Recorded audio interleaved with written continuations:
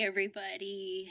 Thank you for tuning in to episode 6, number 6 of our podcast, Let's Play It by Ear. I'm Carrie, here with my co-host Joanna. Hello. And we're going to talk about friendships and support network in this episode. So, the gist of it, we feel that no musician can function alone. This is more like a group activity, like a team sport. Yes. Yep. So first off, I have a question for you. What was your confidence level like when you went into first year music school? So, all right, a little bit of behind the scenes for everyone. We actually do a little bit of discussion of what we're going to talk about before we come on here. Mm-hmm. My answer has changed a tiny bit from what I initially said. Okay. So in our notes for this podcast, we initially said that my confidence was pretty good before coming into music school. And then when I got into music school, it was basically shot down immediately.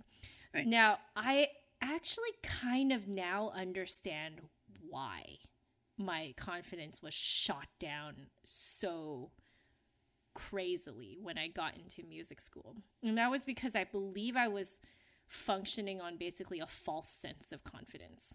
And what I mean by that is that I recently dug up an old, I don't know if you could call this a traumatic memory, but it definitely was a formative memory of mine. When I got into the Vancouver Academy Orchestra when I was 14 years old, I was totally in over my head. At the time, all the winds in brass and percussion were actually college students from UBC. Wow. Yeah. So when I walked in, I was like, holy crap, I'm in the wrong room. Turned around, told my mom that. My mom was like, no, you're in the right room. Turned me around and pushed me in. And my parents were very, very supportive. They actually waited. Both of my parents actually waited for me in the kind of, that lobby area in the like second, third floor or something like that. So they were actually waiting in there for me for the entire rehearsal. Wow. How long were rehearsals? Like 2 hours, something like that. And I came out after 2 hours. And they're like, how is it? Because they're like really anxious for me. And I just shook my head. I couldn't say anything. Because what happened was I didn't play a single note. I was so intimidated. We were playing Rachmaninoff E minor symphony. And as a 14-year-old, I had previously only ever played a Mozart symphony and only one movement of it. Oh, okay. It was rough. I had never played something that modern before, and I had never played something where your part, which was the second flute part for me, did not match anyone else's. So to sort of kind of truncate the story a bit, I made a goal for myself that the only way that I was going to survive this was if I just told myself to play one note more than I did the week before. So I did that, and then we got to the concert, and by the concert, I could play the whole thing. And my flute friend, actually, like on stage, was like, hey, yo, we're so proud of you. Quite honestly, we didn't know if you could make it. And what that did for me as a 14-year-old was it made me feel like the underdog has overcome the odds. Yeah. You know? That's and my confidence level just shot up. You know what I mean? Like it shot all the way up. But I believe it's a bit of a false confidence, because what actually lingered were those feelings of inadequacy that I had at the beginning. I had, up until 2 days ago, I had never dealt with it before. Like, I dealt with it finally 2 days ago on stream. Because for our listeners, I stream all of my practice sessions right now. So it's sort of like a streams of consciousness sort of practice stream where worth watching. Thank you. Where people get a peek into my brain, right? and never dealt with it from when I was 14 up until 2 days ago, at the time of the recording of this podcast. And it was, I realize now that's probably why when I got into music school and I realized I was not very good compared to all the other flutists in there, I shot all the way back down to how I felt at that first rehearsal. Mm-hmm. Like that's what I mean by it was a false confidence. Okay. Right? Because it was a confidence that was built on the idea that I was the underdog that overcame the odds. Mm-hmm. And because I overcame the odds, I should not have to feel bad about how I felt in the beginning. Right? So I just kind of squashed those feelings without actually dealing with them. Uh-huh. And of course, I returned right back to them when I was criticized for my flute playing in school. Mm. That's what happened to me. Oh, that's some story to get this episode started. Yeah. There you go. There you go. So I was falsely confident prior to getting to music school. And then when I got into music school and discovered I was not as good as I thought I was not actually the underdog that overcame the odds. Mm-hmm. This is just no more confidence. Just like felt like I was just a bad flutist, you know? Yeah. How about you? It can be tough. Me, complete opposite. I went in with no confidence whatsoever because, like, still to this day, I think back to myself, wow, how did I get into music school with only about 2 years or a year and a half of, like, really drilling down on bassoon playing? And I think I only had formal lessons for about a year, 9 months to a year before I auditioned. Mm-hmm. So I was like, I'm trying hard to get in. Yeah. Once I got in, I was like, I don't know what to expect. I don't know what to do. I've been doing this much less time and at a much lesser time than everyone around me. Yeah. I was like, okay. I kind of just put my head down and followed everyone else. I was like, I want to learn from you. I want to learn from you. I'm going to do what I can to improve. I felt like crap. Yeah. Yeah. That was my confidence level. So you basically went in feeling the way that I felt after I got in. I guess so. Yeah. Music school can knock you down a peg, man. Yeah. But I mean, even though it was hard to start with, it's still good knowing that everyone is there for their common passion. Yeah. We're all there because we love music. Yes. And we all want to become better musicians. Mm-hmm. Mm-hmm. That was one thing that gave me comfort. And I actually enjoyed going to school. Because prior to that, I felt like such a misfit in high school. Yeah, I mean, like, I have to agree. I also felt like a misfit in high school. And I'm not sure on your end, but on my end, a lot of my high school friends didn't even know I played the flute. My friends know I play bassoon, but I mean, they didn't really understand why, I guess, I really enjoyed classical music. That question, why? That was never a question that we would ask each other. Why you went into music school, or why do you play bassoon, or why do you play the flute? Yeah.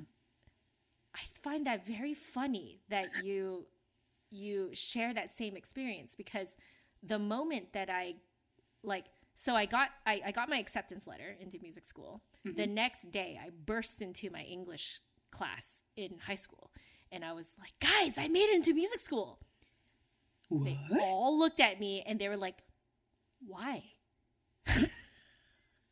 Yeah, there's this like negative stereotype. Like, why would you go to music school? What would you go there for? Yeah. And you're right.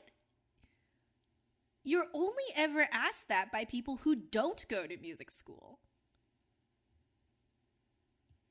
Oh, I've never thought of that. Yeah. Interesting.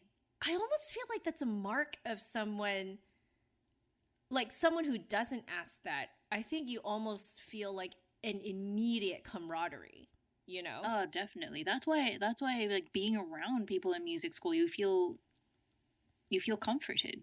Yeah. You feel safe. You feel like, I belong here. Yeah. Yeah. Like these people are just as nerdy as me. Yeah. About for the same thing. Yeah. Yeah. It was like Hogwarts, man. Yeah. It was and the reason why I say that for people who are listening, who are wondering what music school is like, instead of houses, you have types of instruments and you have specific instruments. So what I'm saying is the strings were kind of their own house. Yeah. The percussion were kind of their own house. The brass were their own house. Mm-hmm. The winds were their own house. The vocal majors were their own house.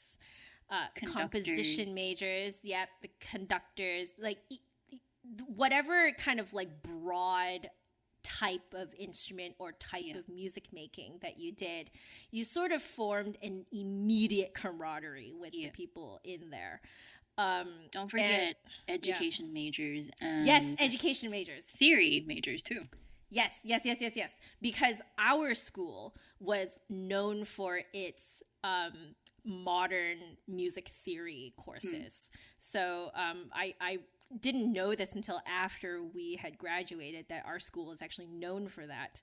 So when I told people that we had done stuff like atonal, post-tonal, 12-tone theory, all that stuff, that we had extensive coursework on that.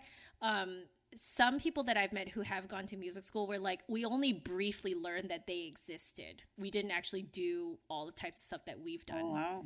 Yeah. So like we have a slightly different approach to music theory due to our school and what our school is known for.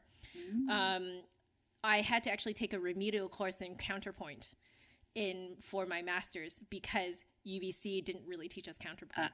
Okay. Right? You recall, right? We didn't really take counterpoint. So instead of counterpoint, we did a lot of like modern, like 20th century post-tonal theory stuff. But anyway, that's besides the point. But those people kind of had their own house. Yeah. Right? Yeah. And you really felt, it's crazy. It's crazy to feel this like immediate camaraderie with like-minded people. And what's really funny is that if you go specifically into instruments, there's this, all flutists have sort of a baseline flamboyancy. I'm including myself. Bassoonists are all very, very, you all are quiet, but very snarky. Oh, relatively mellow in a way. Mellow. Yeah, relatively mellow. Relatively, emphasis on that word. Yeah, not actually mellow. Like, I wouldn't say that you guys are actually mellow, because you guys are some of the most intense people, actually. And clarinetists were the jokesters, but also very mellow, very laid back. But it's like laid back and intense at the same time. Our brass friends, trombonists were always very, very goofy.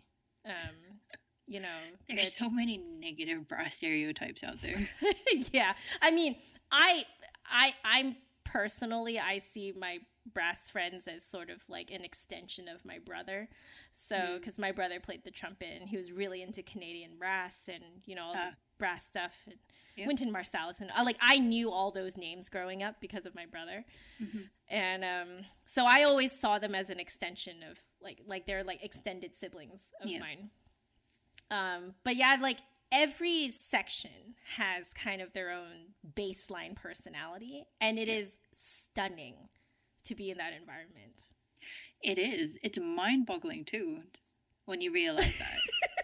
Was it weird for you to realize that the other bassoonists were like weirdly like you? I don't think I realized it then, but after my undergrad, after my master's especially, then looking back at the 6 years of schooling, you go, huh, yeah. You guys are all kind There's of like something, that little element there that kind of just tied you together. Yeah. It's hard to pinpoint, but it's there. It's hard to put into words. Mm-hmm. I find. It's funny because now I don't wear makeup anymore. I used to wear a lot of makeup. And with COVID and everything, I don't really wear earrings anymore, stuff like that. But I kind of feel like it doesn't matter though, because the personality underneath, mm-hmm. I know I'm a bit more showy than me. Than you, and that a lot of people are. But every flutist in some way, shape, or form is naturally showy. Yeah. Naturally. Can be a good thing. Yeah. I mean, that's why we picked the instrument that we picked, right? Yeah. Because it's high, you can hear it, and it's shiny, so you can see it. Yes. Oh my gosh. Unless you're like me, a kid in high school who wants to play bassoon, no clue what it is, no clue what it looks like, no clue what it sounds like. Sure, me. Teacher gives you the case like, this is a bassoon? How am I getting it home? I bring it home to my parents like, what did you bring home? A bassoon. I'm playing it from now on, by the way. Oh yeah, unless if you're someone like that. Man, I mean, it almost sounds like the bassoon picked you, Actually, though, that is a common story in the bassoon world. How did you come to choose a bassoon? I didn't. It was assigned to me. I didn't. They were out looking for a bassoonist. And then all of you guys just like become professional bassoonists. Yeah, more or less, yeah. And we go, we love the instrument, but we didn't choose it. That is hilarious because the I would say more often than not the opposite is true in the flute world. Mm-hmm. In the flute world, it's we chose the instrument for some reason or another. It's also small enough for a younger child to pick up, I would think. Yeah. So you get a lot more kids choosing it in band, But man, it is wild. It is wild to meet people with very parallel lives. It is. Yeah. It's because before getting into music school, I did not have friends like that. No, neither did I. No. And it's magical, guys.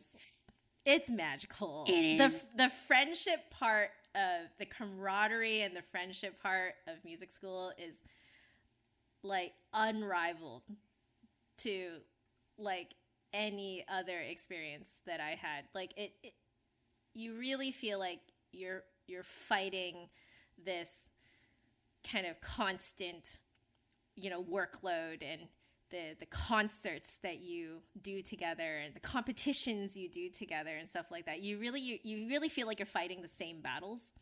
And someone else's victory, like if their solo goes well in band or orchestra, like you're like, yeah, like it just feels so good when someone pulls something off, like because you feel like you're doing it together. Well, like we said at the start, it is a team effort. Mm-hmm. But speaking of the words rival and competition, you will get those odd one, two, few people who have a tendency to turn everything into a competition. Yes. What was your experience with that? Well, I already had some experience with that prior to music school, so it wasn't like it took me by surprise. Mm-hmm. I had a rival back when I, in the youth symphony before Vancouver Academy. Okay. So this was back when I lived in California. And so I had a rival then, and I did end up beating her. And, you know, I got first chair, she got second chair. But she was really salty about it because she was a senior in high school and I was a freshman. Oh boy. Yeah. So like the thing is, I don't really blame her for being salty now that I look back. Back then I was like, oh, ha, ha, in your face, you know? But like now I look back and I'm like, dang it. Like, I'm sorry. Like, that was your senior year. They should have just given it to you. Come on, you know, like, I get why she was salty, you know, and, so like, I carry that experience with me, going into music school. And so going into music school, there definitely was, a feeling of sort of friendly rivalry is what I would say in university, but I definitely, I think, was a little bit untrained and a little bit young to recognize that it was friendly rivalry. And so I would often confuse friendly rivalry with like breakneck competition. Wow. Yeah. So looking back, I realized I probably misread a lot of our friends and I read them as being very competitive when really they're just like a Pokemon friendly rival. You know what I mean? Okay. Like, you know, like if you're the main character in Pokemon, you have to have a rival. Every game in Pokemon, you have a rival, right? That you must beat in the last stage, you know, and it's not just in the last stage. This person will constantly like battle you throughout the game and they constantly lose to you. But, you know, that's besides the point. But like if I had played the Pokemon games before going to music school, I honestly would have probably handled the rivalry a lot better. So, yeah, weirdly enough, I feel like I would have been like, oh yeah, this is like in Pokemon where it's just like a friendly rivalry, you know? Like in the end, it's like super wholesome and they like all become friends, you know? And so like, you know, like... And the reason why I think that was because last year I beat Pokemon Shield, and like in the end it's just super wholesome. Like, spoiler alert, but it's everyone's friends at the end. Even though you have like a friendly rivalry and you do like a big final battle against your rival and stuff like that. You know, I remember sitting there with my husband and we were both like, this is a really good game for kids to learn from. Oh. You know, for kids to learn good sportsmanship. Yeah. And like a healthy, friendly rivalry. I was like, man, if I had this before going to music school, I think I would have actually handled it a lot better. And I wouldn't have this sort of like, I had a weird tug of war inside of me where on the one hand, I was super nerdy and I did want to learn all these things that my friends were telling me about. But then the other side of me was just super intimidated because I was like, are they trying to one-up me? Are they trying to like make themselves look better than me? Guys, everyone's just nerdy in music school, okay? Everyone's just way too eager to share their nerdiness with you. So it's not... They're not trying to one-up you. I can almost guarantee you, like, if they're sharing information with you, like 99.99999% of the time, they're not trying to one-up you. They're just being super nerdy, you know? They mean well. They mean well. And yeah, so that's how that was my experience with handling the feeling of competition and rivalry in music school. I don't think I did a very good job of it because looking back at it, I'm like, I took some things way too seriously and way too personally, you know? I feel like I could have deepened my friendships with these people if I wasn't thinking so much of myself. Yeah, that makes sense. Yeah. How about your experience? Actually, I think I share a similar experience in high school as well, too. Like, when I first started bassoon, there was another girl in my year who I think we started around the same time. So for a while, we were kind of like bassoon buddies. And then, like, I felt like she played really well. So I asked her, "Oh, are you taking lessons? Like, are you learning bassoon on the side?" Like, "Oh, no, I'm not. I'm just working really hard." And then I found out she was taking lessons. I was like, "Why are you lying about it?" And then from then on, I felt like, this is competition. It's a classic case of like what happened to me, basically. Like, she's reading into you, you know, so she says something else, and then you read into her. Yeah. So that kind of struck fear into my heart. Oh, and then going into university is like, I'm gonna have my guard up. But then I quickly came to realize that everyone in the bassoon studio is so friendly. And like you said, everyone just genuinely means well. Yeah. It was just me reading too much into the situation and trying to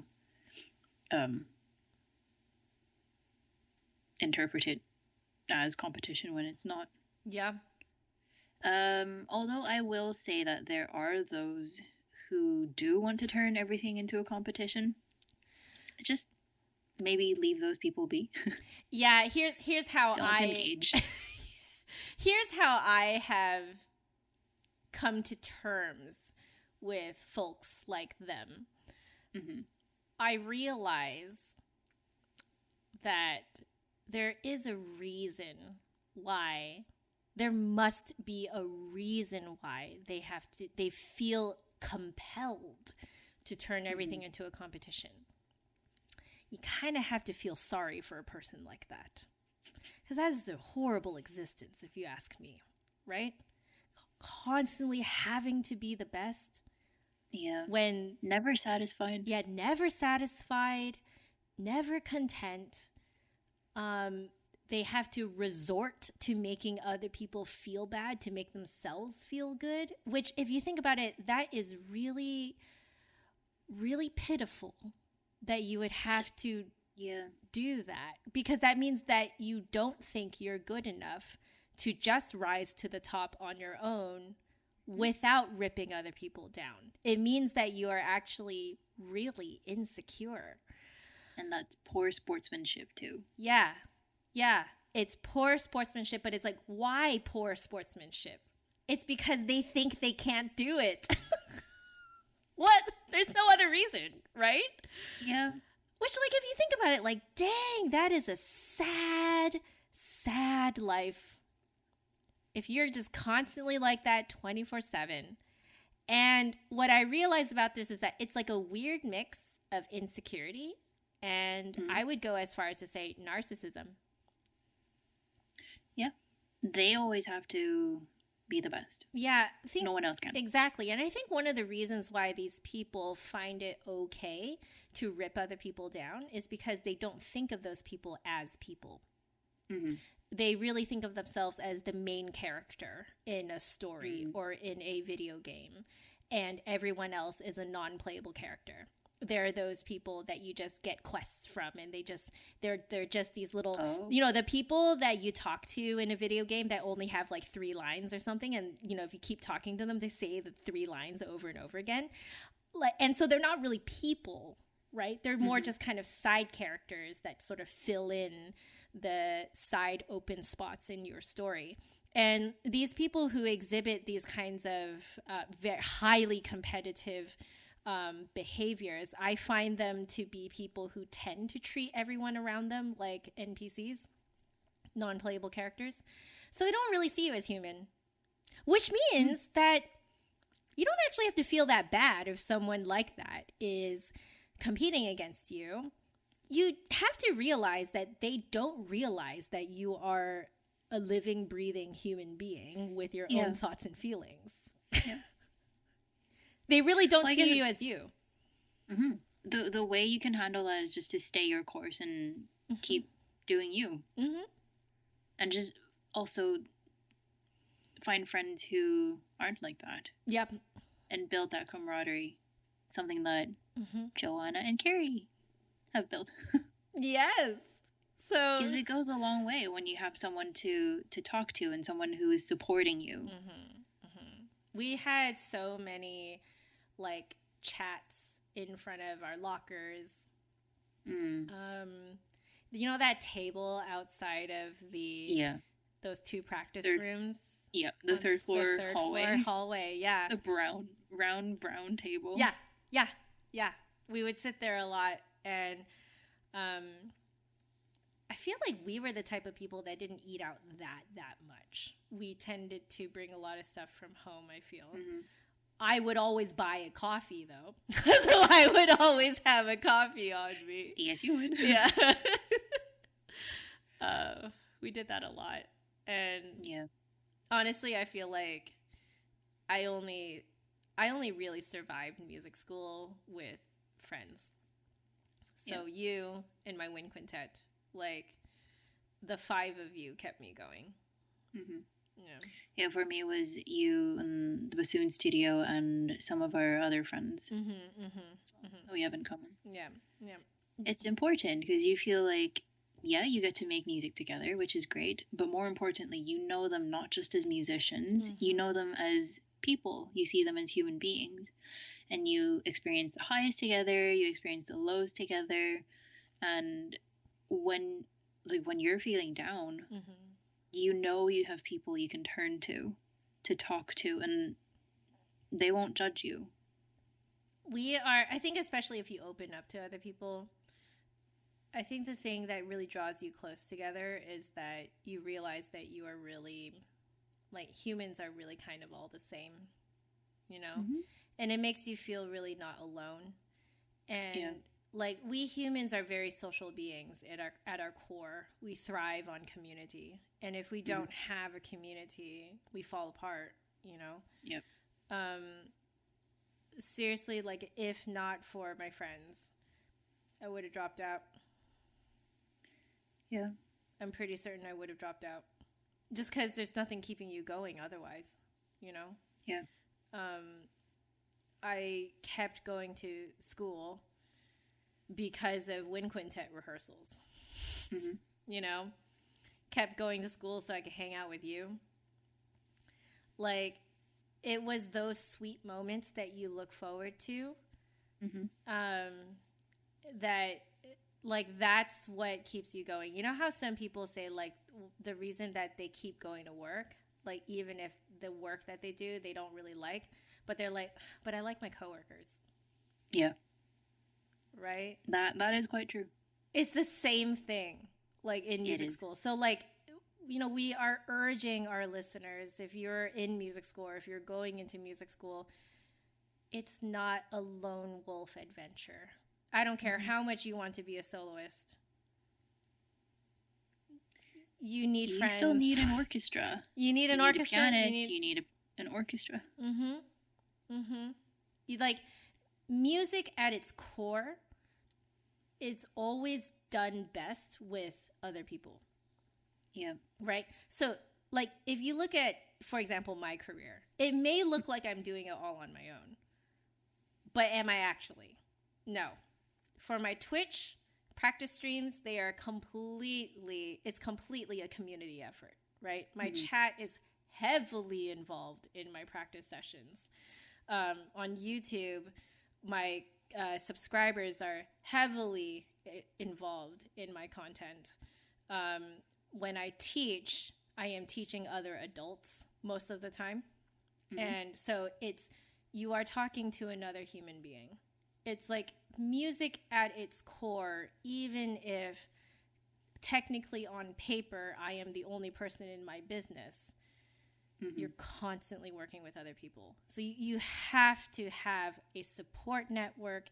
You have to develop interpersonal relationship skills. You have to develop socially. And music school is actually a great place to do it because you're still young, you're still developing, and it's okay if you make mistakes because you're young. And human. Yeah, exactly. Yeah, but sometimes it's not all just verbal communication. Like when you're making music together, you're communicating to each other through gestures, through your eye contact, but also through your music as well, through your own playing. So you will feel that sense of, I don't know, for me, it's feel like a sense of fulfillment inside of me that just blossomed and made me feel warm and tingly. At the risk of sounding cheesy. But it's yeah, true. That's how it made me feel. And sometimes I feel like, oh, I want to capitalize on that feeling, and I want to get to know that person better after rehearsal. So we'll go like, hey, it's dinner time. Let's go grab food together. And often that's what we would do. Food. And that's how you become better friends and closer friends. Food brings people together. It does. And bubble tea. Yes. And coffee. And coffee. And tea. Yes. Or water, if you like. Yeah.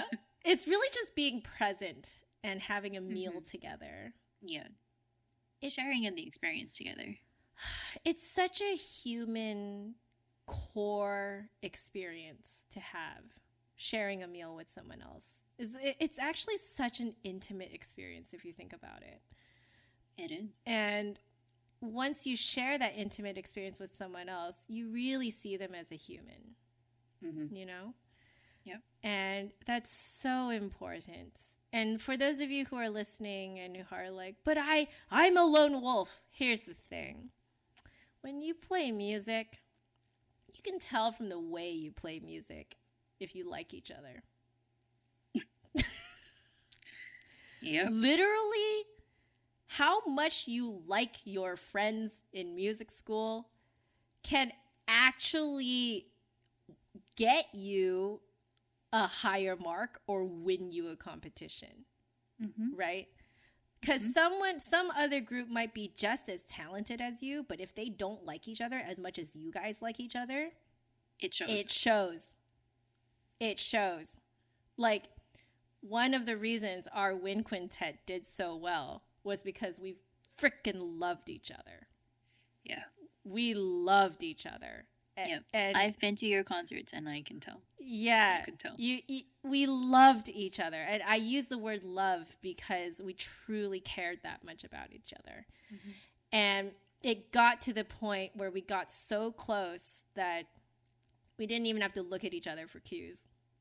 You could just tell from the aura they were giving off what they were doing. Sense them. Yeah, you can sense it. You don't even have to look at them. Like you don't have to look at them. You can literally sense it off their body, like what they mean to do next. And you can only get to that point if you like each other.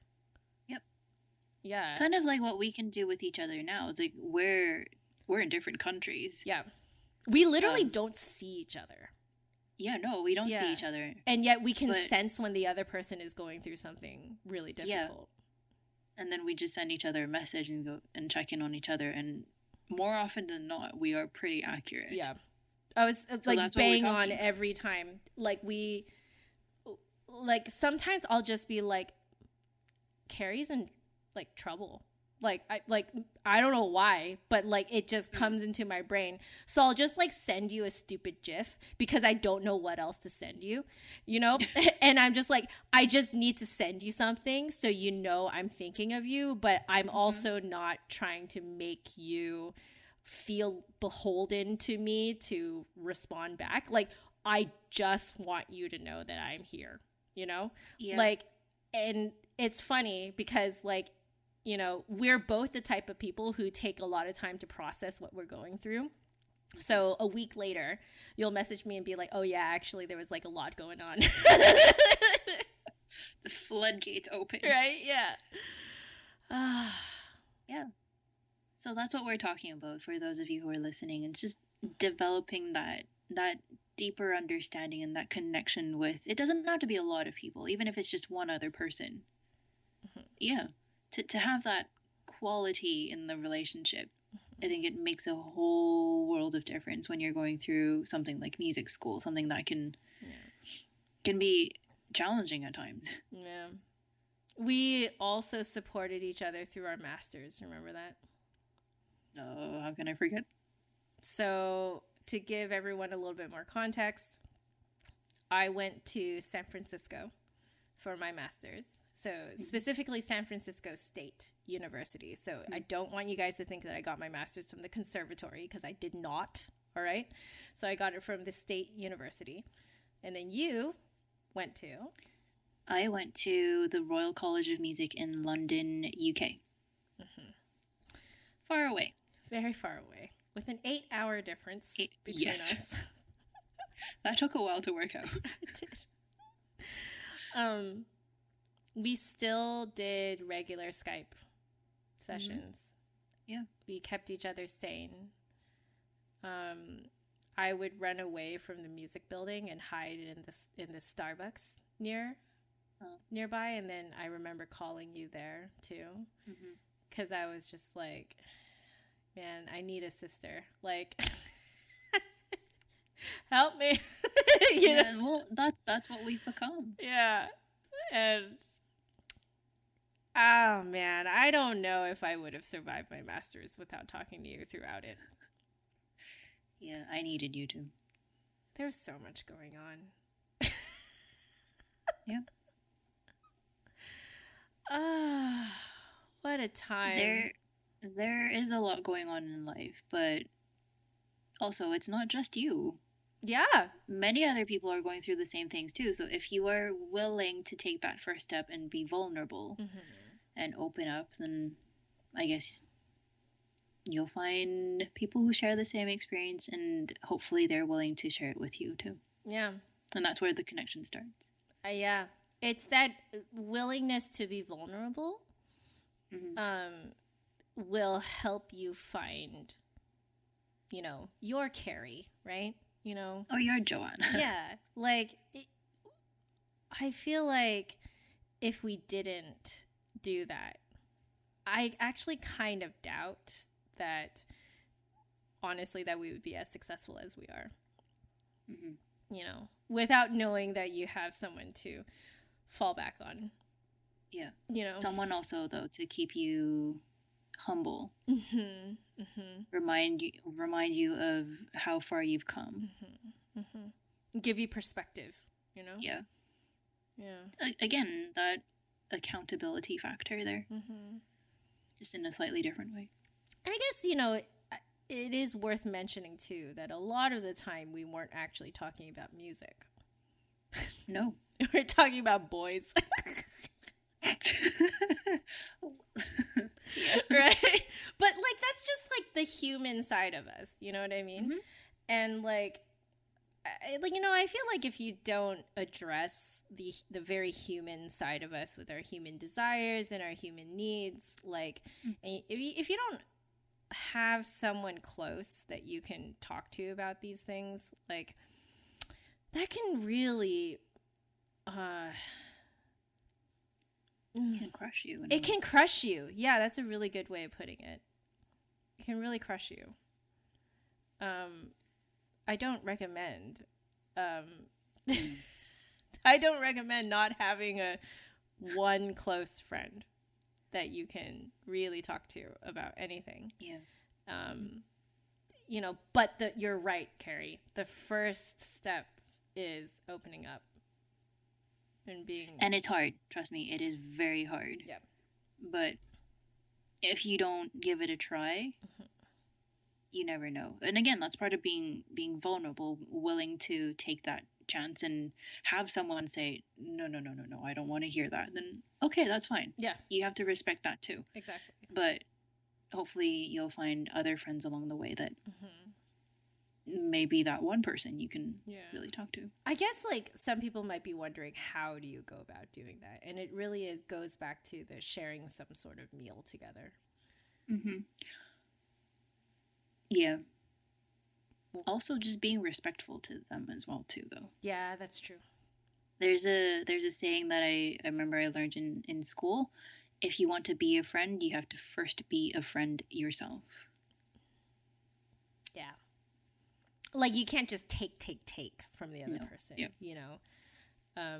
You have to see them as human, not as an NPC. You have to realize that, as much as you want support and as much as you want praise and as much as you want Yeah. someone holding you up. The thing is, friendship is a two-way street. You It have to is. do the same thing for the other person too. Mm-hmm. That's just it. It's not all about you. It is not.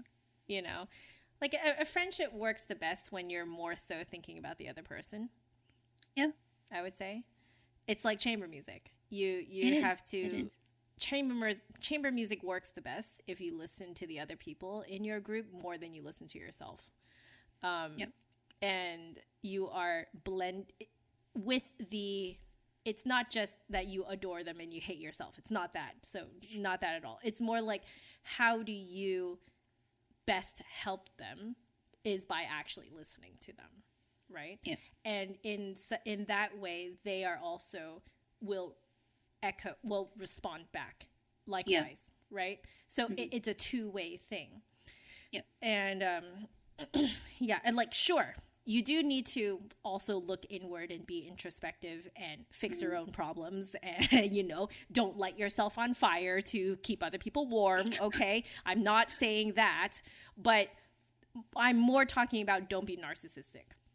Mm-hmm. Don't have the world revolving only around you, right? You have to realize that everyone else on this planet is also a human being just like you. Mm-hmm. Everyone else has thoughts and feelings. That person that you is just kind of a side character in your life. No, they have a whole life and they have a whole story and they have a whole journey that you don't know about, right? And I think once you start to see the world in this way, you're just a much kinder person and people will want to open up to you. And then it'll be easy for you to open up to them. Yeah. It's all just like attitude, really. People can sense that. Be a team player.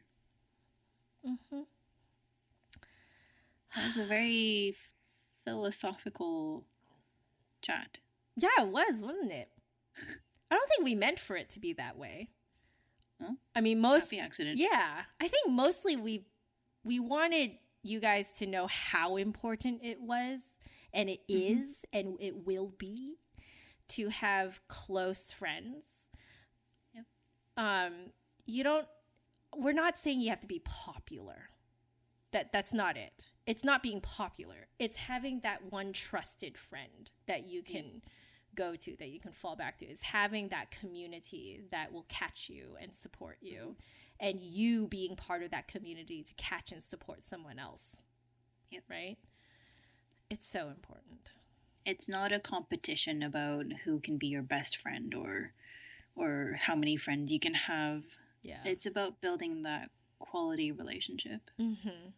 Even if it's just with one other person. Yeah. And when you get older, you realize you only really need a few friends. I agree. Yeah. You only really need a few. You don't have to be popular. No one cares. Got your family? Yeah.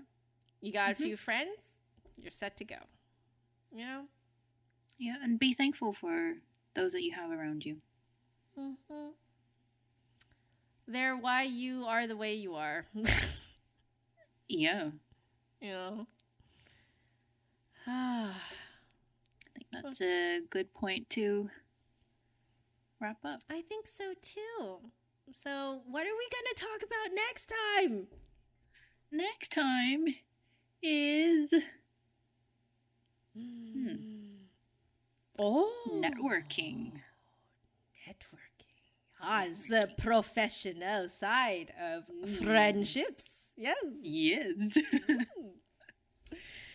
Excellent, Carrie. Why don't you close us off for today? Okay, so thank you everyone for listening and for watching, and we hope that this has maybe touched some of your hearts. And if you've experienced that and you have your own experiences that you would like to share, feel free to connect with us through email. The address is letsplayitbyear.podcast@gmail.com.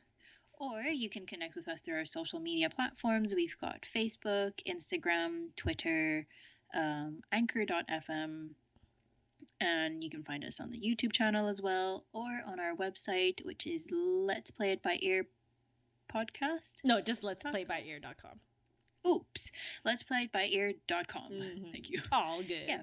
So feel free to leave us comments, questions, share your experience. We want to hear from you. Yes. Yeah. Yay. So thank you very much. We will see you next time. Bye. Goodbye.